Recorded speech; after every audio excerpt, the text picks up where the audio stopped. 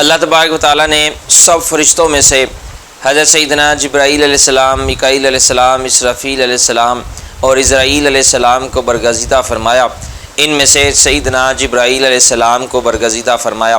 انبیاء کرام علیہم السلام میں سے ابراہیم علیہ السلام، موسیٰ علیہ السلام، عیسیٰ علیہ السلام اور حضور پاک صلی اللہ علیہ وآلہ وسلم کو برگزیدہ فرمایا۔ ان میں سے ہمارے محبوب علیہ الصلوۃ والسلام کو برگزیدہ فرمایا۔ صحابہ رضی اللہ عنہ میں سے سیدنا ابوبکر صدیق رضی اللہ عنہ، سیدنا عمر فاروق رضی اللہ عنہ، سیدنا عثمان غنی رضی اللہ عنہ اور سیدنا علی المرتضیٰ رضی اللہ عنہ کو برگزیدہ فرمایا۔ ان میں سے سیدنا صدیق اکبر رضی اللہ عنہ کو برگزیدہ فرمایا۔ مسجدوں میں سے مسجد حرام، مسجد اقصیٰ، مسجد نبوی شریف، مسجد طور سینہ کو برگزیدہ فرمایا۔ ان میں سے مسجد حرام کو برگزیدہ فرمایا۔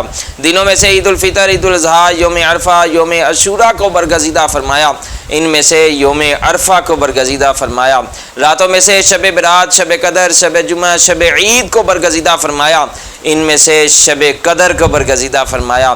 مقاموں میں سے مکہ مکرمہ، مدینہ منورہ، بیت المقدس اور مساجد العشائر کو برگزیدہ فرمایا۔ ان میں سے مکہ مکرمہ کو برگزیدہ فرمایا۔ پہاڑوں میں سے احد، طور سینہ، لکام، لبنان کو برگزیدہ فرمایا۔ ان میں سے طور سینہ کو برگزیدہ فرمایا۔